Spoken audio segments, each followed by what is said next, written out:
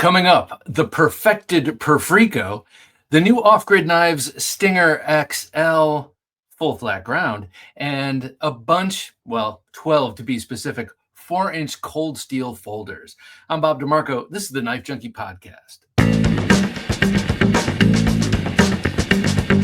Welcome to the Knife Junkie podcast, your weekly dose of knife news and information about knives and knife collecting. Here's your host, Bob the Knife Junkie DeMarco. Welcome back to the show. I have three favorite comments from this past week, though I appreciated all of them. This first one is from my good friend Dave of OG Blade Reviews, and he's talking about the Patrick Shipley Cast Iberia APOC episode. And he says, I go way back to the beginning with Cast Iberia, buying Paul Chen design Chinese Jian style swords for kung fu practice, and later live blades like the Banshee sword. Great variety of weaponry for collectors and users. Great interview. Intriguing. He says, if you don't know OG Blade Reviews, you have to watch his channel. It's awesome. If you like what I like, you'll like what he likes for sure. And the man has some serious martial arts experience. So thank you, Dave, for that comment. Appreciate it greatly. Next two comments were from the great EDC Steak Knives episode. First from Stuart Rollings 602. He says, my favorite steak knife is the TKell Sapper, which is quite a big recurve fixed blade. Works great on the 48-ounce cowboy ribeye. And speaking as a man who just made dinner but didn't get to enjoy dinner, I would love a 48-ounce steak cowboy ribeye as I speak right now. If you hear my stomach growl, that's what it's all about. Next is from Dan Terrios. He says, as an Austrian, I must say, your German wasn't that bad. Sure better than my English. Well, that I highly doubt, Dan Terrios. Your English is written in an unflawed way. So, and I've found that through my travels, most people throughout the world speak English better than I. So thank you very much, Dan Terrios. There was a story about a German sword, and I think I mentioned a German knife, and I mentioned a couple of German names, and I really laid it on thick. So Dan Terrios, thank you so much, man. Had a lot of people comment on the EDC steak knife episodes with their favorite steak knives. Be sure to comment on this episode. What's your favorite 4-inch cold steel knife, or other folders, other cold steels, that kind of thing. All right, that said, let us now get to a pocket check. What's in his pocket? Let's find out. Here's the Knife Junkie with his pocket check of knives. First up, one I haven't carried in a long time, but such a great knife. This is the DLT exclusives from years ago. DLT exclusive Yojimbo, Spyderco Yojimbo and CPM 20CV. This is one of those knives I dropped on its tip and had resharpened and profiled by Jared Neve back in the day. And this one has a 5x5 Tactical Solutions pocket snag on it. So you can wave this sucker out of your pocket. And that's the main UFC, or I should say, USP of this knife is it is a fighting knife. It's a self-defense knife designed by Michael Janich, who is a lifelong martial artist, a very accomplished Filipino and other martial arts, and then he sort of codified it all into his own martial blade concepts. This is his second iteration of his original Yojimbo design, and then he went on to design the Yojimbo, the Micro Jimbo, the small version of this, and several other knives like the Be Warned for other companies. But I love this knife. This is the knife that really convinced me that a pointy point and a straight edge Wharncliffe style blade make for excellent self-defense. And that's why I got that 5x5 Tactical Solutions pocket snag on there. So I was carrying that today. My slip joint today was the beautiful RoseCraft Blades Cane Creek Jack. This is a really nice looking sort of Coke bottle style handle. I love the original. This one had that yellow, orange, red, and black G10. Very, very nice. And now they have like a rosewood. When you go to the RoseCraft website, you'll find this with a rosewood handle cover setup, and it looks beautiful. But this is one I have not carried in a long time. I just gave away my what's it called, the Waxahachie jack. Now I'm forgetting exactly what it's called. I'll think of it. But I gave it away to someone that I work with who really hooked me and my family up on some great tickets to the ballet, and I gave him my Waxahachie jack, I think it was called. And he loved it, and I'm very happy to give it to him. So, but it made me think of my RoseCraft knives, and I haven't carried them in a little while, and they are outstanding. And we've seen through Scab of Choir Boys Cutlery Outdoors, we've seen through his cut tests day after day how great the D2 is on these RoseCraft blades. So very happy to be carrying that today. Also very happy to be carrying the Agent 001 by TKell Knives. Usually I have the purple handled one. Today I had the Woodland Burl version. So just a different handle color, but that beautiful double-edged blade inspired by the Loveless Subhilt Fighter sort of clip point style blade. That's what this knife was ultimately inspired by, and I'm really proud that this is what led to the Agent series at TKell Knives. When I go to Blade Show coming up here real soon, I will be buying, if they have one at the table left, one of Tomas Alas's collaborations with TKell on this platform, the 007, with that really nice looking, very pointy Tanto blade. I think I'll be picking up one of those, and then who knows what handle scale that will have.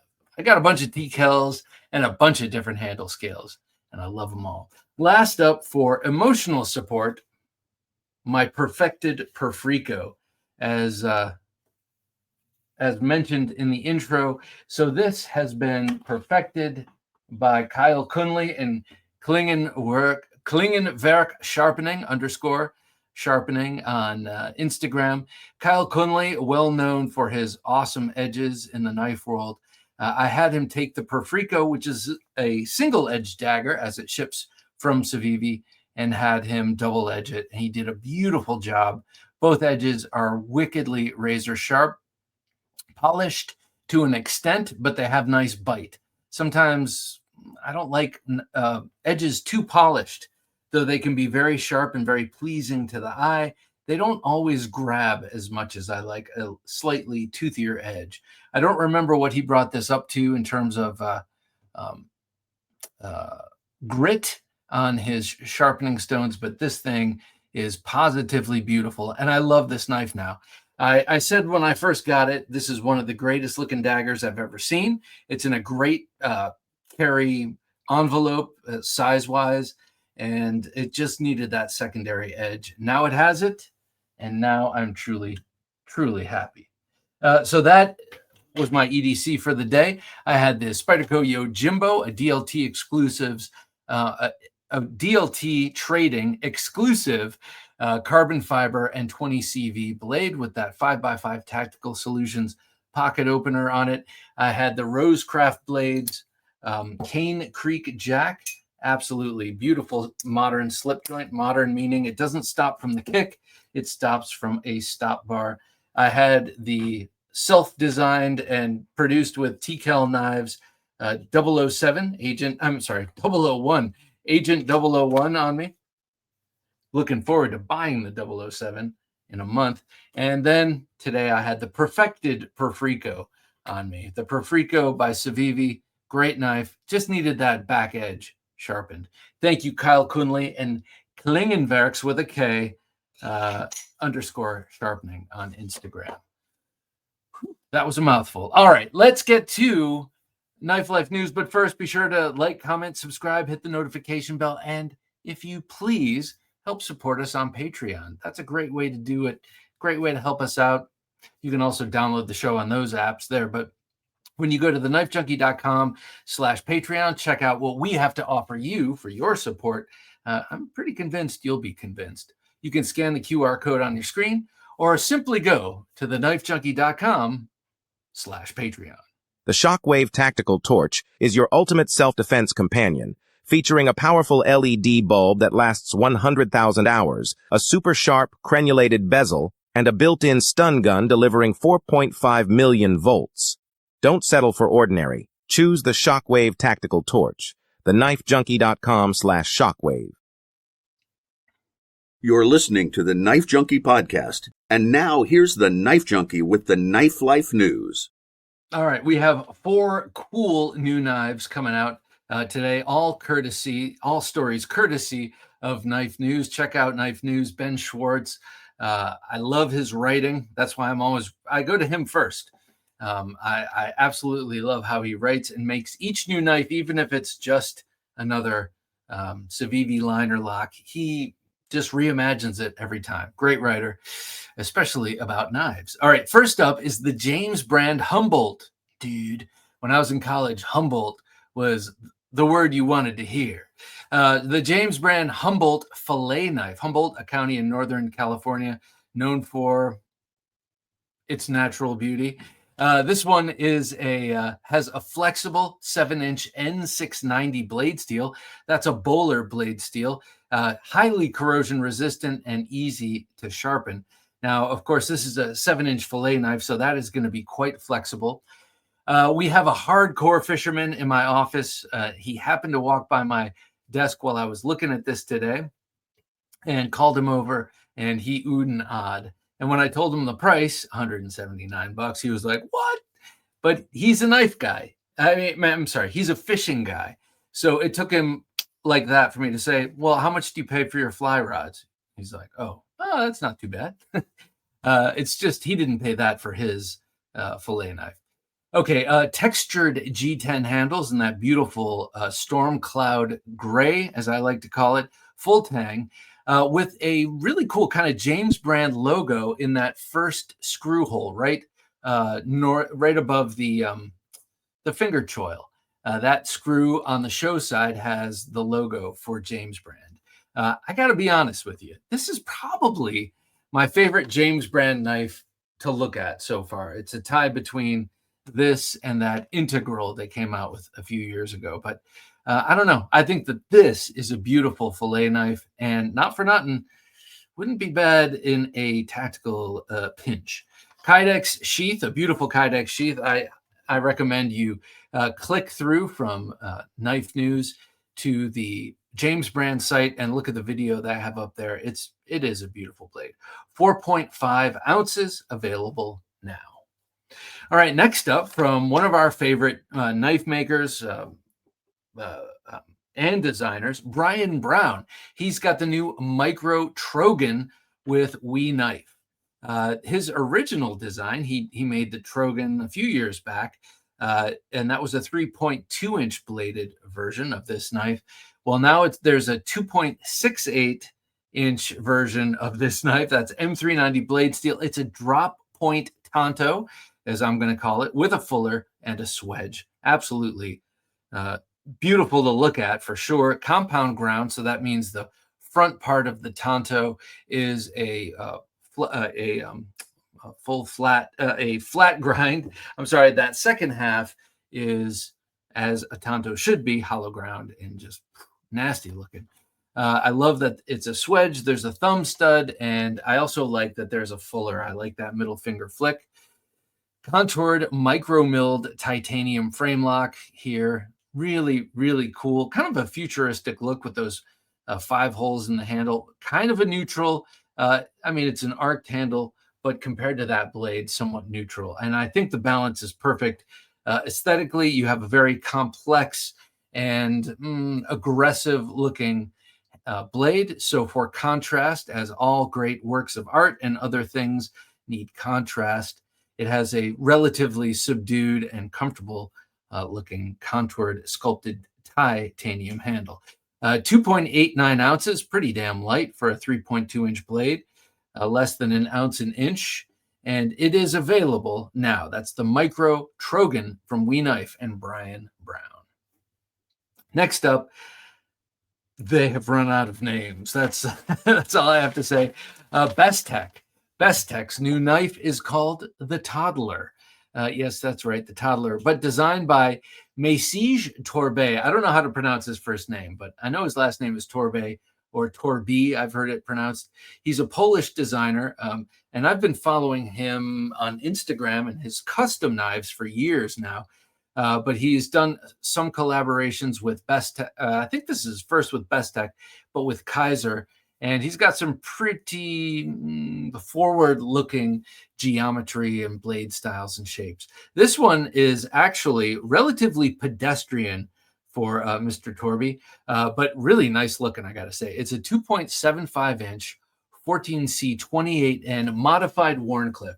What do you mean by modified Wharncliffe? Well, it could be actually more of a sheep's foot, but it's got such a shallow descent to the tip. I'm sorry, gradual descent to the tip from the break in the spine that it looks more like a Wharncliffe, though technically it's a modified sheep's foot. Oh God, I'm going down the nerd hole. But anyway, the point is center line with the rest of the blade, and it has an almost straight edge, but you can perceive it just a slight arc upward. So kind of a Kiridashi, actually, with that point being center line and the almost straight edge ascending to that tip.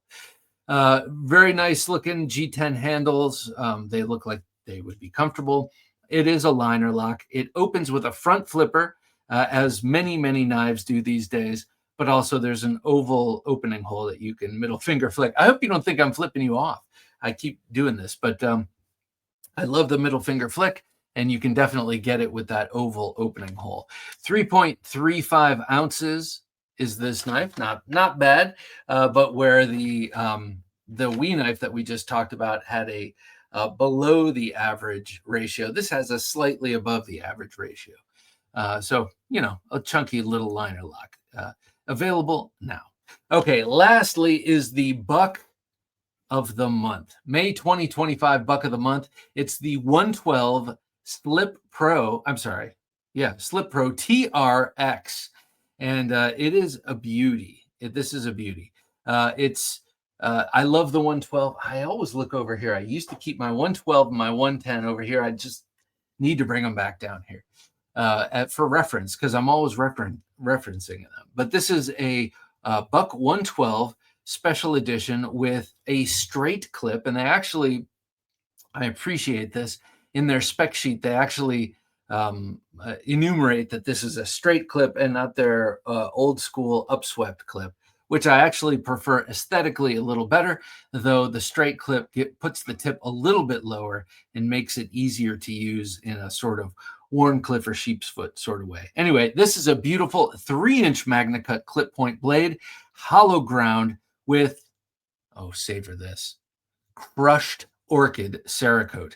What is crushed orchid, you say? Well, of course, crushed orchid is a beautiful deep lilac, kind of a light purple Cerakote. It looks really nice next to the crushed silver Cerakoted aluminum handle. Crushed silver is, yes, you guessed it, sort of a gray color. So that gray next to that purple just looks beautiful. It looks like driving into Ohio in the fall, leading into winter when the sky is gray, but still there is some purple to it. You get a really nice gold PVD coated backspacer, thumb stud, and a deep carry pocket clip. Unfortunately, the deep carry pocket clip is not either lilac, or I should say crushed orchid, nor is it crushed silver, nor is it that gold PVD coat. It is a fourth design element. I believe in the magic of threes, in terms of art and in terms of stability, like a tripod. 3 is great. And you added that fourth black material. It slightly throws off the design. That's the pocket clip I'm talking about. But ultimately, if this were mine, I would be happy about that, because I prefer black pocket clips, because I don't need to advertise that I have a knife. I just don't. I used to want to, but I don't anymore. Anyway, if you like this beautiful crushed orchid and crushed silver Buck 112 Pro TRX, only 750 pieces are being made. They are available now, and they are $200. It's a special edition. If you're a buck collector, I'm sure it's a no-brainer. All right, we are going to move on to the state of the collection, where I have something actually very cool, which I will compare to these awesome knives. Oh, very quick. You didn't see what they were. But in the meantime, be sure to sign up for our newsletter. We write it every Sunday, though this past week, Jim stepped in and wrote it. Thank you very much. I appreciate you, sir. And I missed out because I had some stuff to do. But Jim keeps me on the straight and narrow with the newsletter. Do sign up for it. It is cool because though I'm not Ben Schwartz, I like to write about knives. And I think I do a good job, at least for 3 paragraphs. And I talk about something in my knife life, and I show it off too, with some pretty nice looking pictures, if I do say so myself. All beautifully curated into one nice looking package by Jim. So just go to TheKnifeJunkie.com/newsletter, sign up for it, and receive it weekly. It's not a big deal. You'll love it. All right, coming up, state of the collection. Adventure Delivered. Your monthly subscription for hand-picked outdoor, survival, EDC, and other cool gear from our expert team of outdoor professionals. TheKnifeJunkie.com/battlebox. And now that we're caught up with Knife Life news, let's hear more of the Knife Junkie podcast. So these are the 2 knives I showed off before, saying, state of the collection. I'm going to show you something that compares to these 2. This is the original. This is the Stinger XL, beautiful sort of dagger ground blade. Love to have this one double-edged, but that would be a serious menace. And then this one was the follow-up. This was the EDC version. That's a full 4-inch blade. EDC version with a 3.25-inch blade. This is an awesome knife. I carried this for a long time when it first came out. You can see with that wear. But now they have a new one, and it is the Stinger XL drop point is what they're calling it. I'm calling it the full flat ground. And the reason I'm calling it that is because the blade shapes are nearly identical. We'll call it very, very close to identical. It's just a different grind. Instead of a saber grind, which on a spear point like this results in a dagger look, it is a full flat ground knife, giving it arguably better edge geometry for slicing. I got to say, though, like all off-grid knives, this one has the most shallow or most oblique behind the edge bevel is still an incredible cutter. These, I got to say, my off-grid knives are my favorite knives, bar none, for cutting up cardboard when I have a lot of boxes to harvest. I love my off-grid knives. So this, having more of the geometry of the drop point above, though a different, the cutting geometry, but a different profile. You can see that this is a drop point, and that's more of a dagger, full flat ground. It does cut and will cut even better than this, which is kind of half a defense blade as well. So very, very psyched. Thank you, Kerry from Off Grid Knives, for sending me these, I should say, because he also sent me the blackout version. And I was thinking, oh, maybe I'll keep the blackout version this time and give away I don't know. You tell me, what should I do? So this is the blackout. I really love how this looks. It's so, I don't know, it's menacing, but utilitarian with that flat grind. Something about that flat grind makes it less threatening than this. So I'm really excited to have it. It has the same contoured and deeply chamfered G10 handles with the 4 slots carved in there, and same awesome clip. And for some reason, can't figure it out. I have to investigate deeper, but they send an extra pocket clip, and I think that's really cool. The pocket clip is definitely not one that relies. It's not unique from side to side like the cold steel pocket clips, but they send you an extra one. I just think it's cool, generous, and probably cost them less to pop an extra pocket clip in than it does for them to send them to people who break them. So this is the new Stinger XL, and it's not called the full flat grind. It's called the Stinger XL drop point. But to me, I do feel like it's important to stipulate the difference with that flat grind. All right. Let us get to the best 4-inch cold steel folders. Now, why that sounds like, okay, here's the thing. In doing this category, which is a very distinct one in my collection and in the lineup at Cold Steel, there's the XL. That's what I collect the most of. That's what I'm the most proud of. There are the real small ones, which are few, but strong in representation. And then they have these medium-sized ones. And I don't like to call them medium because they don't call them medium. They call them large. But for the sake of a list like this, if I say the best large cold steel folders, people will be actually expecting extra large, the 5.5 and up. So I wanted to stipulate. Plus, the very first folding tactical modern folders I got with a clip, pocket clip, and the thumb studs and all that were 4 inches, and that's what it was way back at the start of this, when tactical folders went mainstream, and suckers like me who didn't have any money could afford to buy them. 4 inches. So let's start with the Recon one.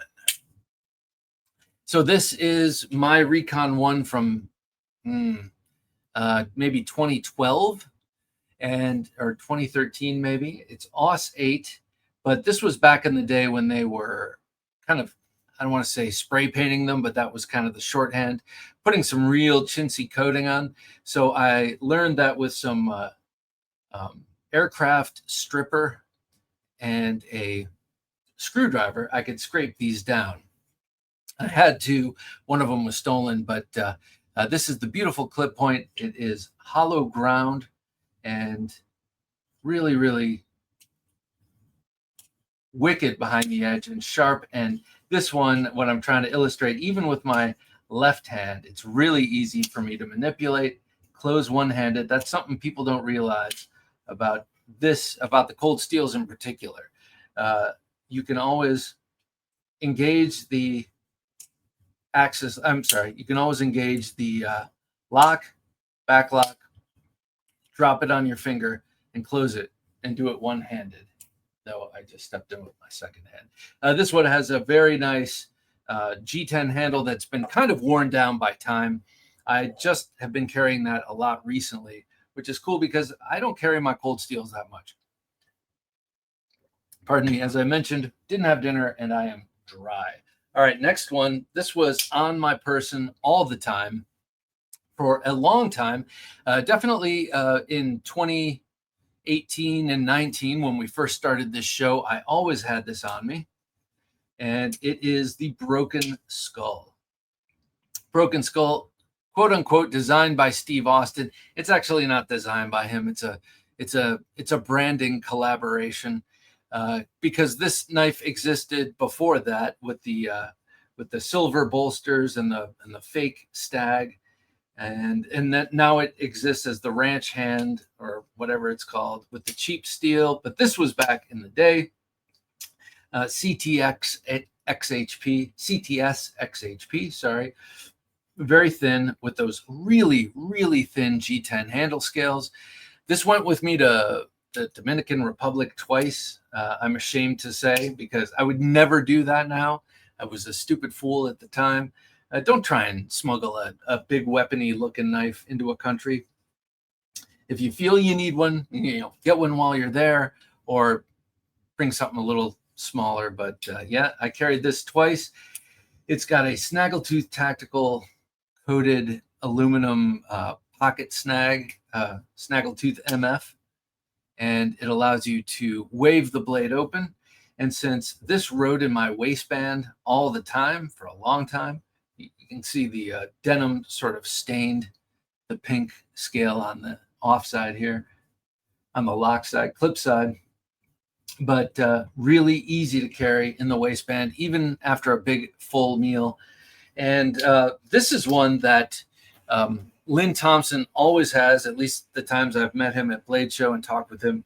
He always has a blue one just in his breast pocket here. I don't have a breast pocket, but it carries lightly. This is like the cold steel version of a CEO style pen. Next up, of course, you were waiting for this. You were expecting this. The Cold Steel Voyager, and I'll say series, because I'm going to show you a couple. Here is the clip point. Here is the Vaquero. And here is an old Tanto from 1999. I got this. I remember I was working on a movie called Judy Berlin. I was the second assistant director, which was a really fun job.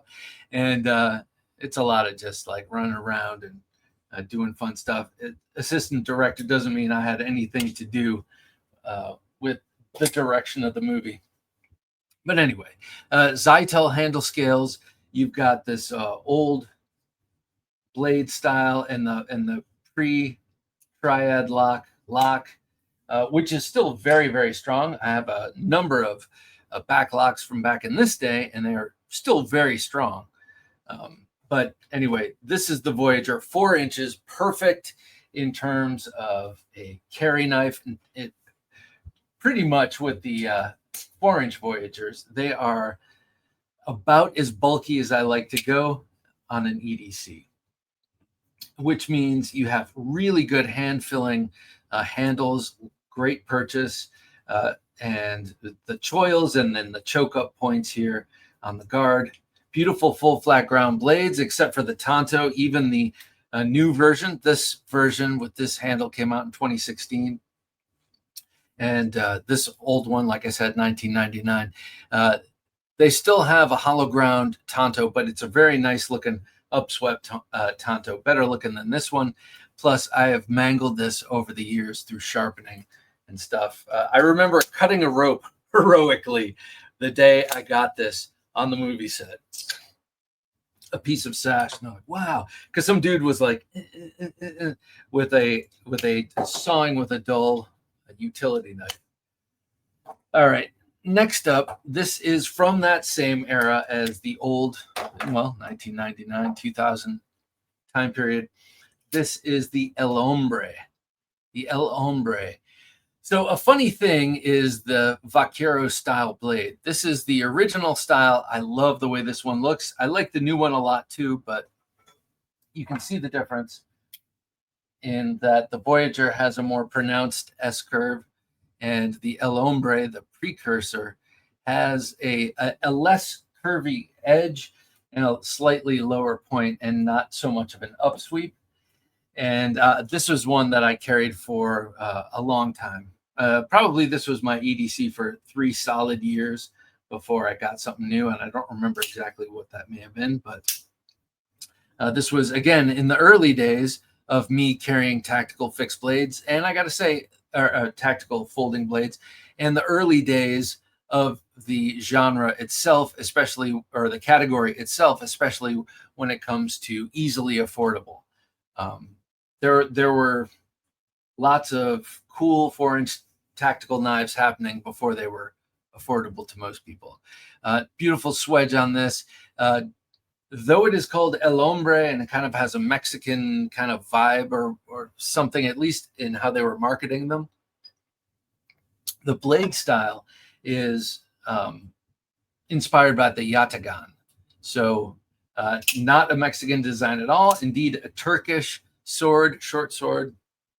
But still, it's a mashup. I mean, Lynn Thompson's an American dude, and so he kind of looked to the melting pot for inspiration here. And man, I love the Vaquero. I love the Vaquero, and I think the Elmbre is my favorite version of it, that blade shape. Next up, a gift from a loyal listener, Doug. Thank you so much, sir. This is the Twist Master, a sort of open L style, not even sort of, an open L style or open L style knife. Sorry for my little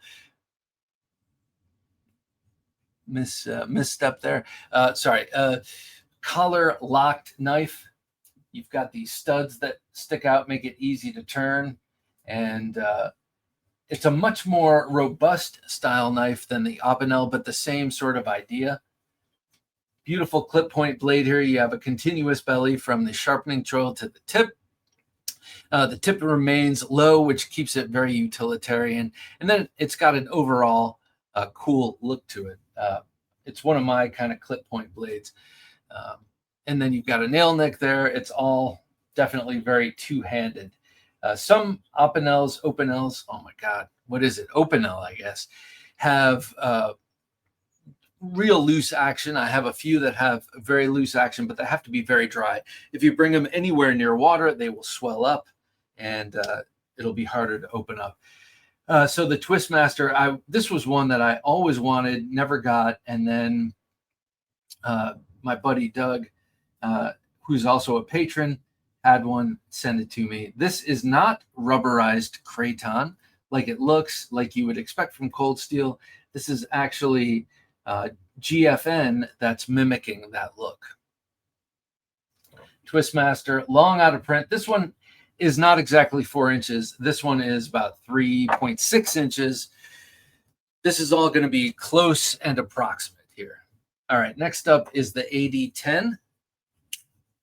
This is from the 2019 run when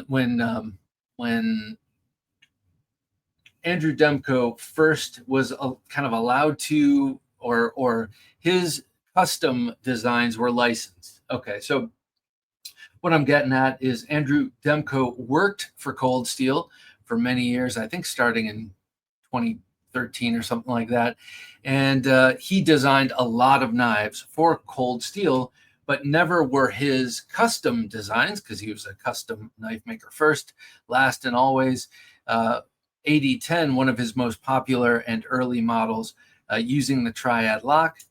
So they brought this into the fold at Cold Steel, and these remain some of the best selling knives. And because of that, they've opened up his catalog of custom releases through Cold Steel. What I'm trying to say is older custom designs that are accessible by buying them through Cold Steel. All right, so that's this contoured handle, G10 handle scales, and I'm starting to get stuffy here, and a hollow ground blade, which is telling you that this is from the very first run of these. S35VN, this is an awesome knife. It's gotten a lot of outdoor backyard. How's that for a Freudian slip? Use. You can see it in the blade here, where it's gone up against some wood. It's done some feather stick making. It's done a lot of vine delimbing, and I love this thing. It did have a pretty wonky screw setup when I first got it, so that is 100% epoxied on there, never coming off. Don't matter. I'm not going to sell it. Next up, the 8015. Look at that beauty. So this has the Scorpion lock, which is another proprietary lock by, designed by Andrew DeMarco, now licensed by Cold Steel here. I don't think he makes the 8015 right now, or the 8010, because they're under license, but he has his other cool knives, the 8020, etc. But that back Scorpion lock is fidgety, yes, but it's also pretty damn sturdy. And so there's a string here, a spring here, very stout, pushing down on this, in this case, aluminum, on the custom titanium bar called the Scorpion lock. It's a yoke, comes down over that stop pin and really holds it in place. Plus, your own grip reinforces it, similar to a frame lock in that respect. This one is flat ground, same model year. These two came out at the same time, caused a huge splash. I got them both, which at that time was rare. I got them both on the same purchase and have been very, very happy. I'm really happy to have the hollow ground version of the 8010, but this 8015 is a super sweet knife. And if you want a custom version, you're going to pay a pretty penny, 4 figures. But if you want the same knife without going totally custom, you get it from Cold Steel. Next up, this one was an EDC for a long time, back in the day. And by that day, I mean, 2005 or something like that. So this knife has been around a long time. It's the Taillight. I happen to be carrying the Taillight's big brother, right now. But this knife has been around a long time, inspired by the Italian stiletto, and just a really, really fine, pointy, long, slender blade with that bayonet grind.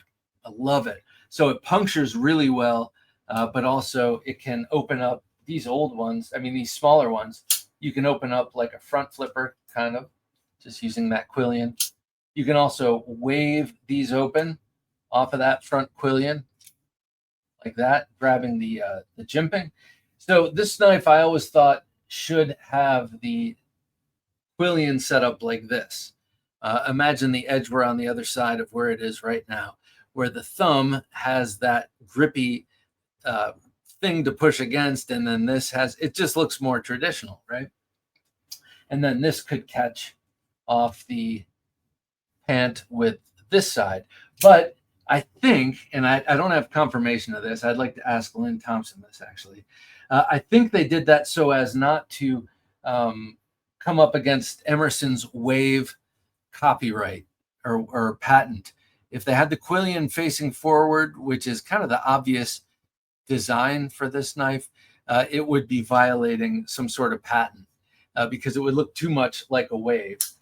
So I think, if I'm not mistaken, that's got to be why they chose to orient the guards that way. Anyway, this is the Chris version, which came out in 2021, I believe. They started making the Chris models in both the Voyager and this Taillight and the large one. I have that one too. I just have it squirreled away. But this one was made and dropped right after the sale to GSM. And I've gotten plenty of post GSM sale cold steels in there. They've all been very good. This one was the fit and finish, not so great on the scales. And I keep intending to have Tom Engelson of Vantage Blade Works make me new scales for this. I'm going to do it. After this episode, I'm going to do it because the scales are the one Achilles heel for this knife in particular, because I don't know, it's just cheap and it doesn't feel right. But this one, not so much. This one feels great, always has. So that's the Taillight and the spear point Taillight, or the bayonet Taillight, we'll call it, and the Chris. Next up is one that a lot of Thursday Night Knives viewers love and carry.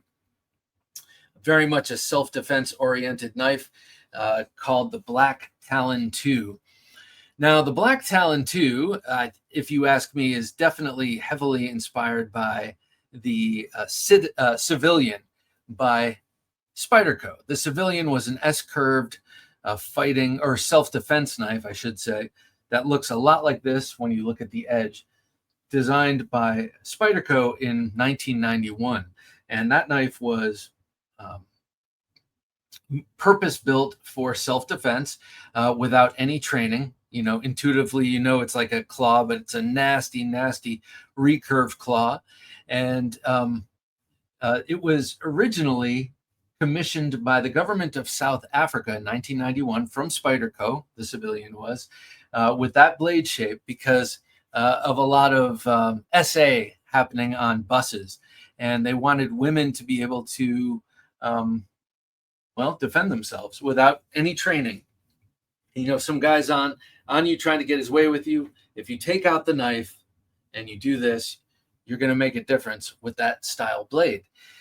So I know that Lynn Thompson must have been aware of the Civilian, and I think, or I'm not sure if Andrew Demko designed this, but anyway, obviously heavy influences, but way more robust. And I'm not trying to bust on the Civilian. It's a beautiful knife, but this one is more robust. It's got the triad lock.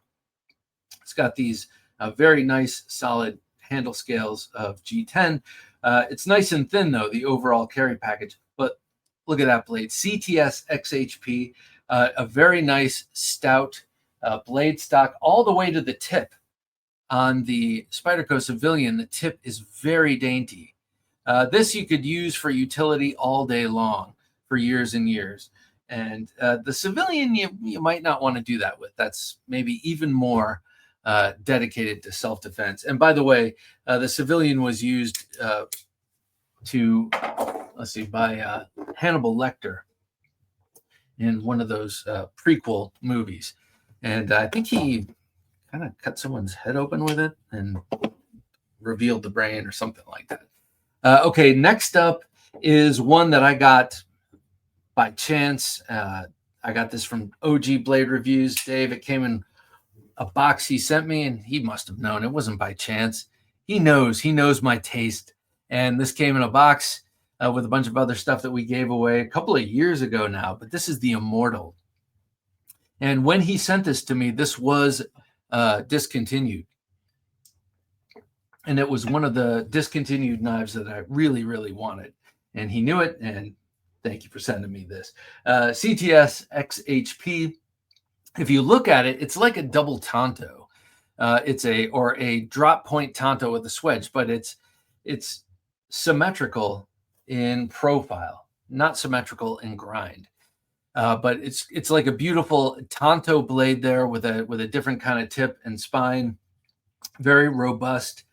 Called the Immortal. It came out around the time of the movie 300, and it was also kind of looking back to Gladiator. I kind of feel like this knife was designed during that time when those movies were big. So you have sort of a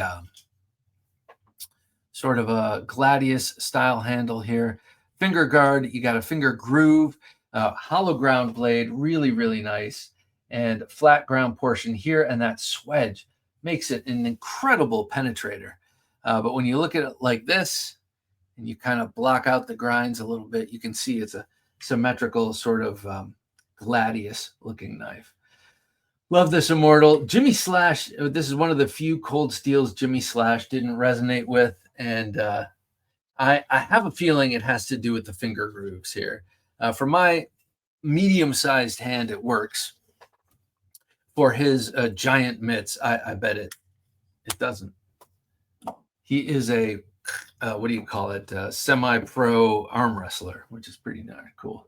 All right, next up, this one is on the plus side. This is 4.1 inches, 4.12 inches. This is the Spartan, and this is back in the Aus 8 bead blasted days. I had to sand it down. The bead blast rusted like mad. And I remember I was carrying this knife in 2010, summer of 2011 and on for like 2 years, I guess. And through shorts and everything, this rusted like mad with that bead blast, because a bead blast looks cool. It's kind of gray. It's matte. But really, you're opening up tiny little pockets in the steel, stainless steel, and it's a great place for moisture and that kind of thing to get trapped. And the salt water from sweat was murder on this blade until I sanded it down. Also made it look pretty cool. A wicked sort of kukri-esque or Copus style blade. I guess it's called the Spartan. So more, I guess it's a Copus blade. And then, of course, it has that sort of Copus handle that wraps around your hand.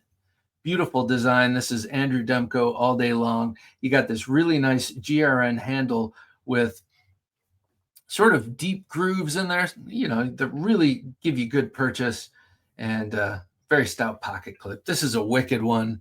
And I know for a fact from stories that Lynn Thompson has told on YouTube here, he had an associate that used this to great effect in a mugging, and nearly took a guy's arm off with this blade. 4.1 inches. This now comes in a full flat grind, and you can also get it fully serrated, which would be cool. I'd love that. Last up, the Formax Scout. Yes, the Formax Scout. It's only 4 inches. It's hard to believe. But this thing hits above its weight class. Really, really beautiful knife. And you're noticing that I'm talking about it more, and you're noticing that it doesn't have the usual GRN handle, the usual, high tensile plastic handle. It's got these beautiful Bocote wood handle scales. These were made by Alien Scales, who is Rob Penna, the maker of the Snaggletooth Tactical. So Snaggletooth MF, I mean, a tactical pocket catch here. When he has extra time, he likes to work wood. The Bocote wood is so nice. It's tough. It's hasn't like snail trailed or it's in very good shape. I think it's a pretty damn hard wood. All of the machining is perfect. The alignment, they were so easy to change these scales out. All the machining of it is perfect, beautiful, and it goes really in and out, in and out of the pocket really easily with that flat surface instead of the textured surface.